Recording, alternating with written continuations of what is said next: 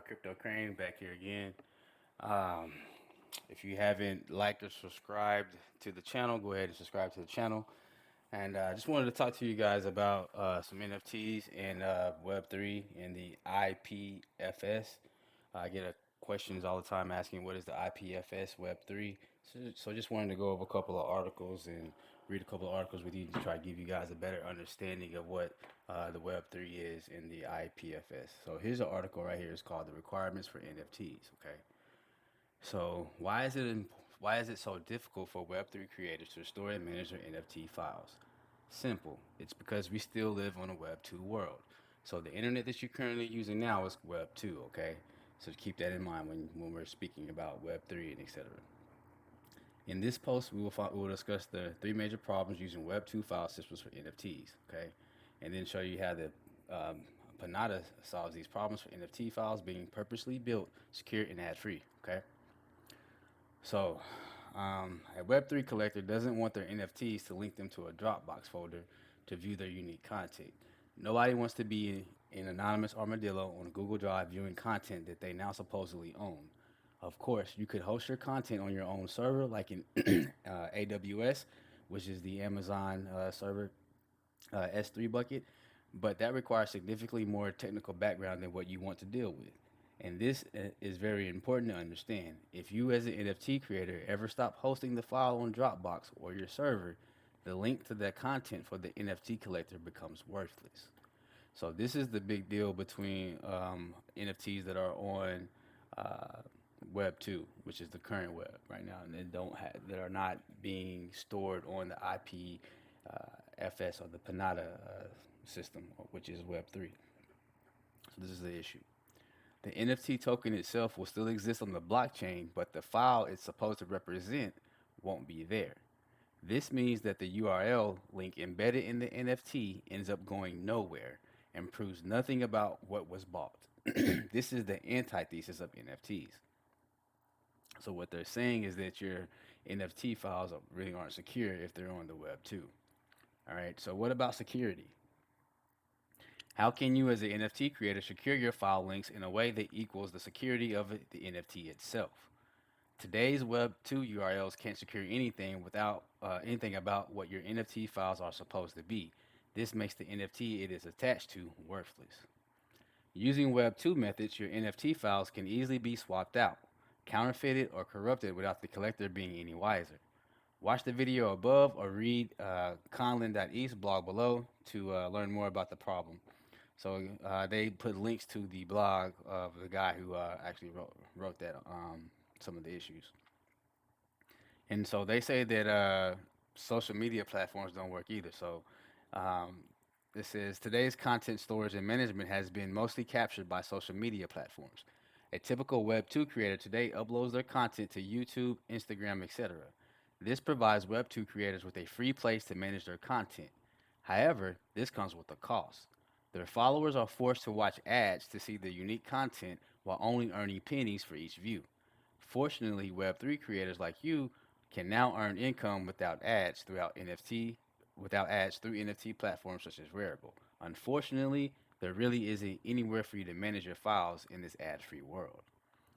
So, um, basically, what they're saying is that you have a place to store your files or whatnot on YouTube, Instagram, and in return, they run ad content for that. So that's basically what they're saying. It says a YouTube link with an ad to view your video. NFT is not what your collector wants for a Web3 experience. So what you need is a place to store and manage your NFT files without ads. You need a place to manage your videos, images, GIFs, and any other file ad-free so your collectors have the best Web3 experience. But with the domination of social media platforms, this has become more difficult than it would seem at first glance.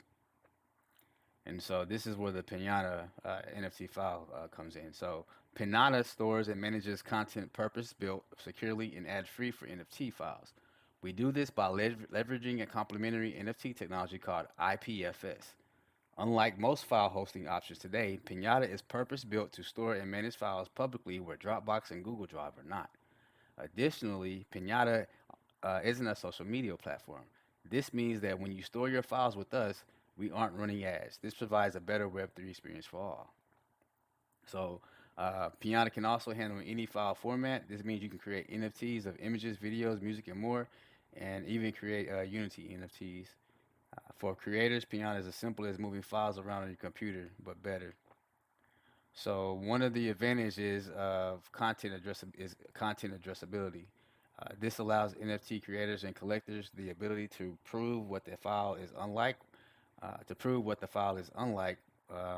with Web2 URLs. You can watch our video why NFTs shouldn't use URLs to learn more about why this is. Another advantage of content addressability is that it allows the transfer of files between owners, which can be read about in the blog that they wrote. So, so that this is more so talking about Pinata, but this is one of the new things that are coming out for as the Web3 goes and NFTs. So there's something you have to be worried about in NFTs. So I also wanted to go over here too on another article. It says, show you some of the benefits of Web3. So we'll go right here. It says many Web3 developers have chosen to build dApps, which are decentralized applications, because of Ethereum's inherent decentralization. Anyone who is on the network has permission to use the service, or in other words, permission isn't required. No one can block you or deny you access to the service.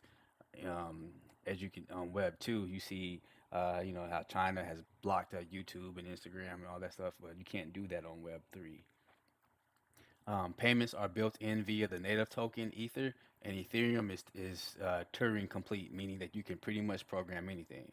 So some of the comparisons are Web2, Twitter can censor any account or tweet. On Web3 tweets would be uncensorable because control is decentralized. Another one is payment service may decide to not allow payments for certain types of work. And Web3 payment apps require no personal data and can't prevent payments. Servers for gig economy apps could go down and affect worker income. And Web3 servers can't go down. They use Ethereum, a decentralized network of thousands of computers as their backend. Okay, so they won't go down. So some of the limitations for Web3 is scalability. Transactions are slower on Web3 because they're decentralized. Um, and then you have user interacting with Web3 applications can require extra steps in software and education. This can be a hurdle. And then the cost. Most successful dApps put very small portions in their code on the blockchain, and it's expensive. So those are the things about Web3, and wanted to go over with you guys real quick about Web3 and how they are functionality with NFTs. Okay, so that'll be all for today's video. If you like the content that I provide to you, please subscribe and like the video. Comment below. Let me know what you think about Web3 and the information I presented in regards to NFTs being bought on Web2 and the URLs possibly can come up missing and whatnot. So comment below. Let me know. Thank you. Subscribe to the channel. Peace out.